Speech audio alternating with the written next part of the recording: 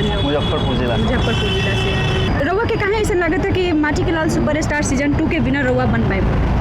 काहे से कि हम जौन दोनों जना जज आइल बनी यहाँ, अनुपमा यादव जी चाहे मोहन भैया जो आइल बनी हैं, उन दोनों आदमी के ऑब्जर्व कैले बानी, देखने बानी, सुनने बानी दोनों जना के, और अपन तैयारी के अनुसार हमके विश्वास बा कि हमारे में सिलेक्शन हो गए। तो गाना अनुपमा यादव जी के तैयारी करके आइल बनी कि मोहन राठौर जी के? एमें दोनों जना के मतलब एक मिक्स जो होला ना, लोग मिक्स बा। और अच्छा बहुत बढ़िया बात बा। तो का में राउर इतना प्रतिभागी में से कोई कॉम्पिटिटर बा? हमारा केहू से कंपटीशन नहीं है, आप खुद से कंपटीशन बा। अच्छा, खुद से बा। चलिए बहुत बढ़िया बात बा। तो कुछ गाना गा के सुनाए जी।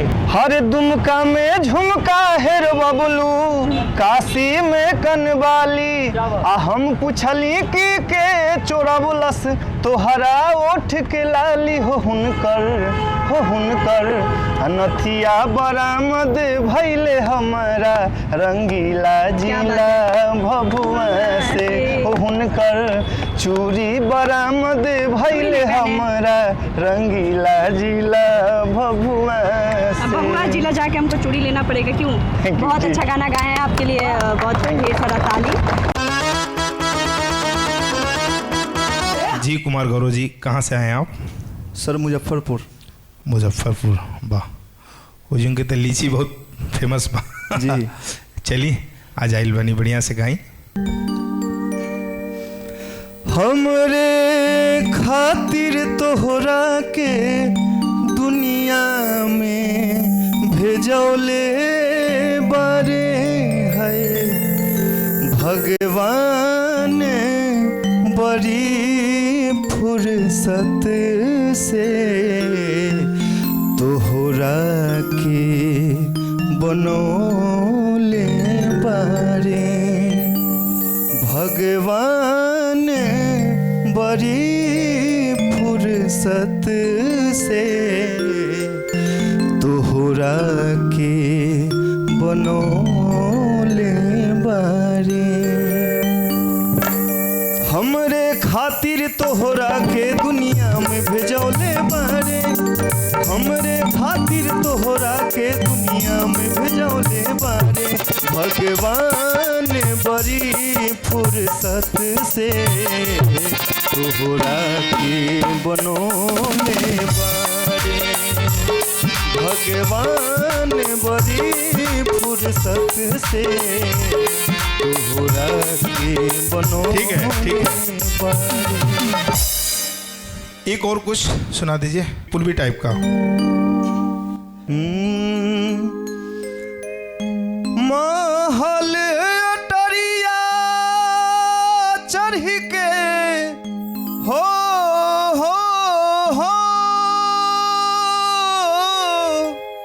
हर महल अटरिया चढ़ के हर झांके सावर गोरिया सखी हो झांके सावर गोरिया से परदेसिया बोलमुआ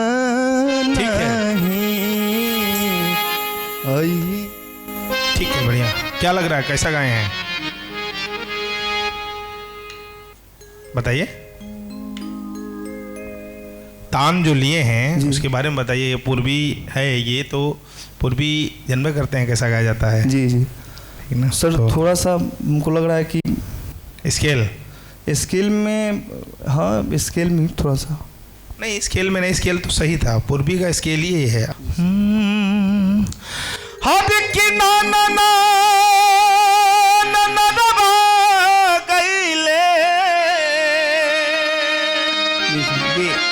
ये पूरा साइन, ठीक है ना? तो अच्छा है, बढ़िया है। फिर आपको बुलाया जाएगा, ठीक है? जी सर।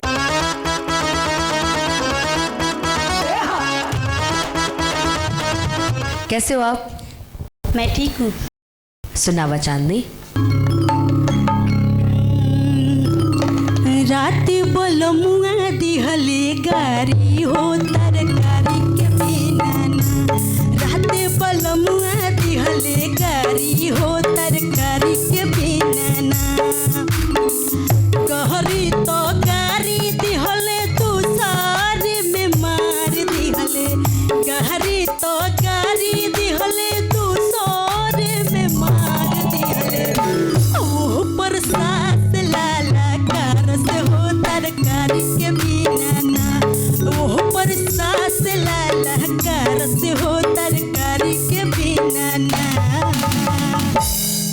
टाइप का निर्गुण गाइए पूर्वी।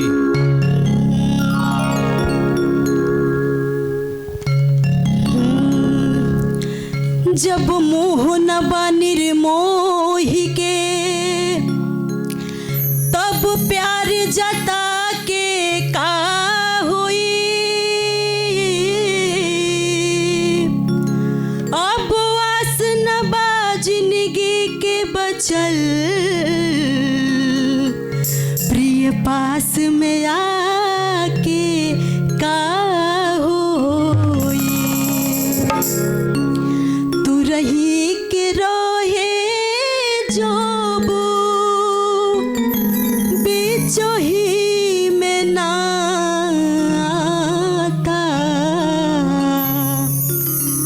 काहे के बनवला ऐसन काहे के बनवला ऐसन जोड़िए विधाता काहे के बनवला ऐसन जोड़िए विधाता काहे के बनवला ऐसन तू रही के रहे जोबू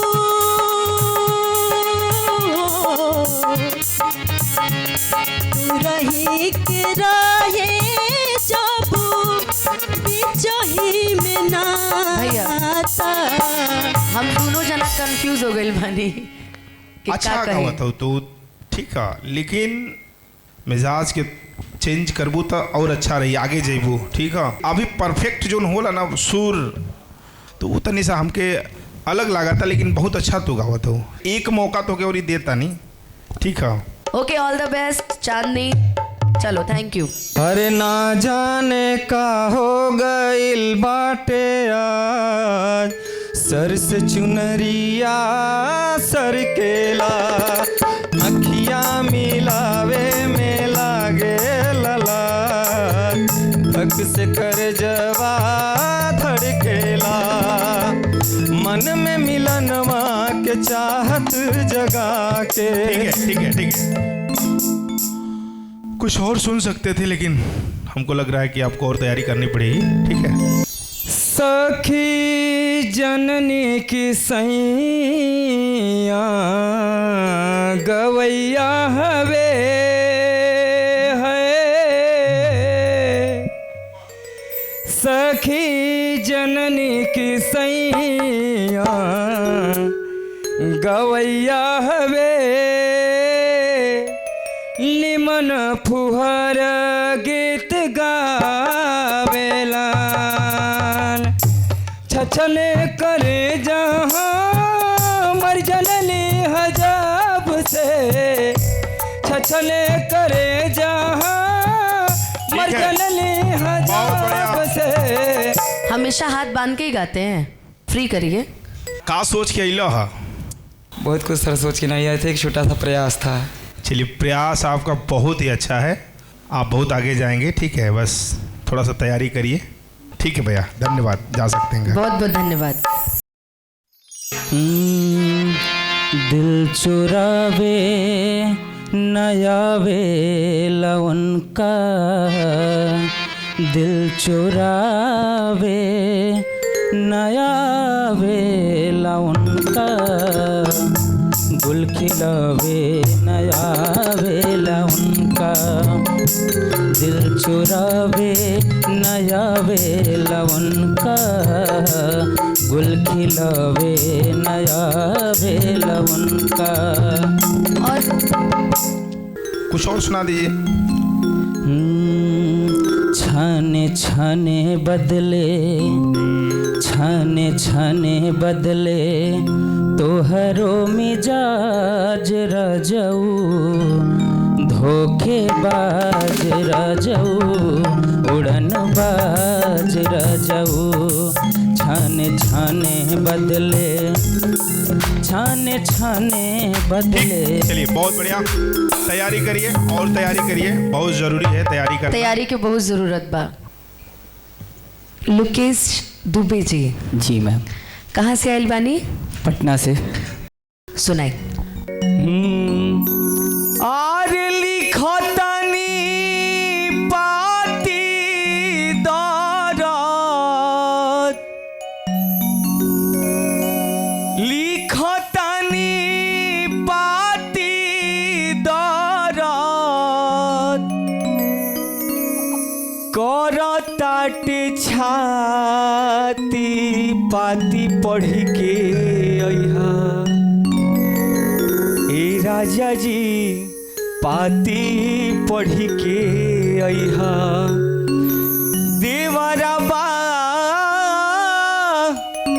बड़ी खूर पाती पाती पढ़ी के अइहा देवरबा बड़ी खूर पाती पाती पढ़ी के अइहा हो हो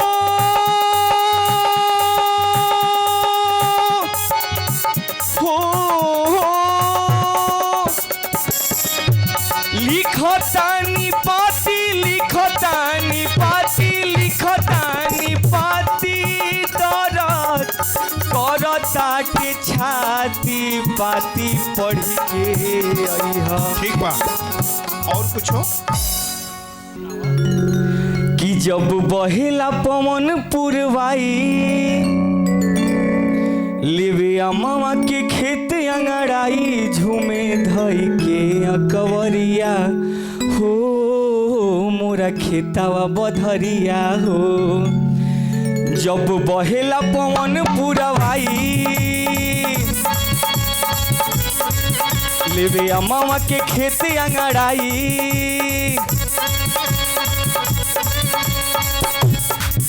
जब बहेला पवन पुरवाई लेवे अमावा के खेत अंगड़ाई झूमे धई के कवरिया हो मोर खेतावा बधरिया हो झूमे धई के कवरी। जिसको जिसको सेलेक्ट किया जा रहा है दूसरे राउंड के लिए वो लोग बहुत अच्छा गा रहे हैं। अगर एक मौका दिया जाता है आपको तो फिर फंस जाएंगे, ध्यान दीजिएगा। अभी आपको बुलाया जाएगा फिर जी ठीक है। विशु जी स्वागत बा ए मंच पर। और कहाँ से आयल बनी? अरवल बिहार। अरवल से का सुनाई? हवे प्यार पूजा। अच्छा सुनाई चले। हवे प्यार पूजा हवे प्यार ईश्वर ई बात के हो न सोचे बिचारे हमनी के दुश्मन भइल बाटे दुनिया बिनती बयाब के हो पाथर न मारे।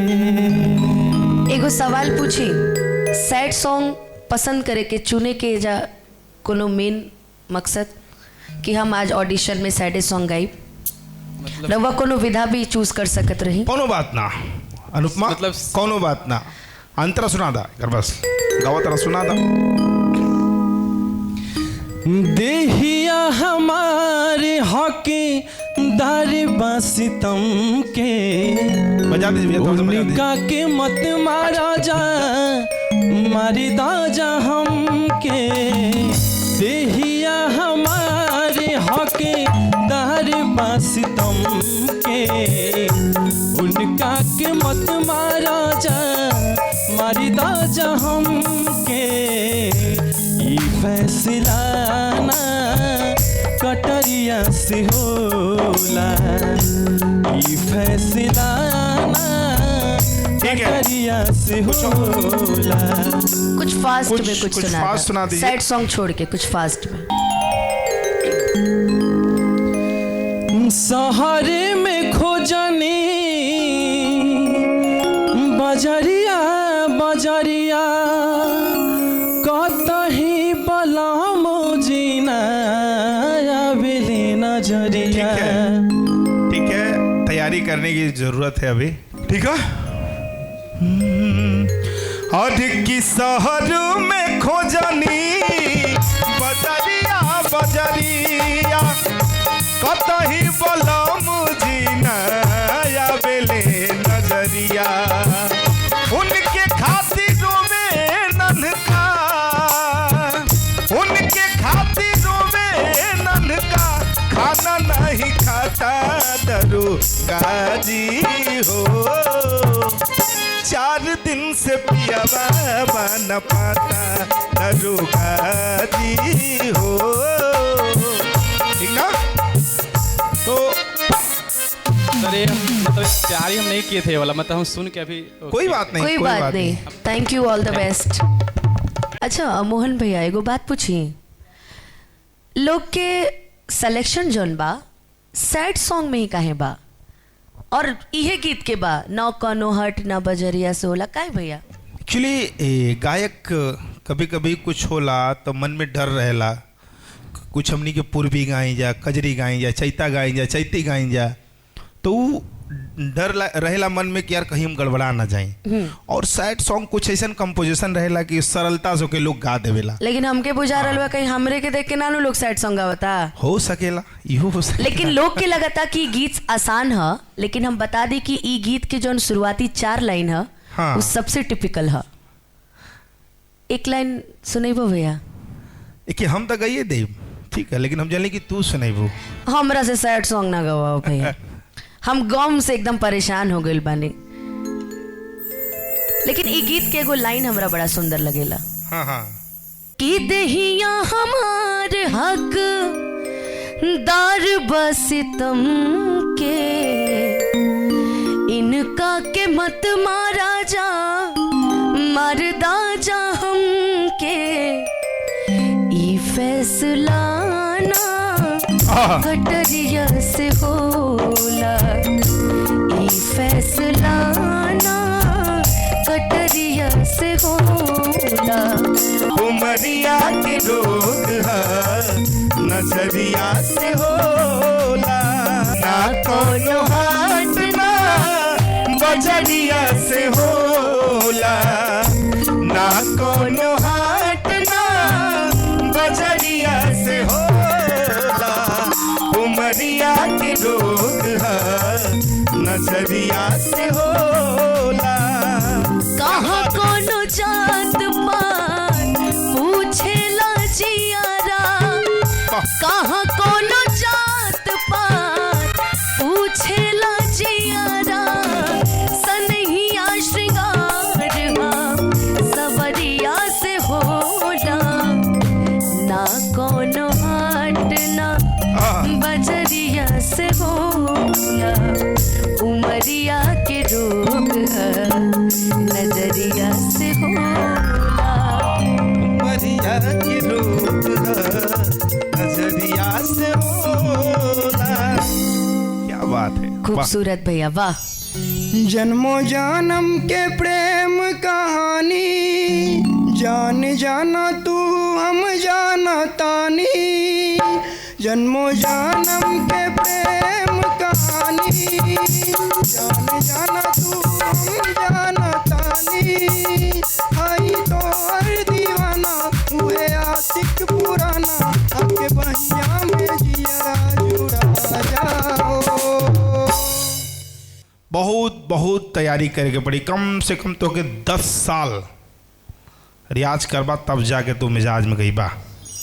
राह चलीला त टोकेला सोनार सैया जी का करी जा बताओ। काहे नथिया गढ़वला उधार सैया जी काहे नथिया गढ़वला उधार सैया जी जदी करत होए हमारा से प्यार सैया जी जदी करत होए हमारा से प्यार सैया जी जाके अजुए चुका दा उधार सैया जी जाके तू सोचत होइबा कि काश अनुपमा हमारा साथे गा देती, वीडियो में देख के, फेसबुक पे देख के, आज देखो तोहरा साथे गा देली, ठीक ना? खुश हो गईला ना? लेकिन अब तू घरे जा सकेला। अगला बार तैयारी से आई है, हम खुद बैठ के तारा सुनब।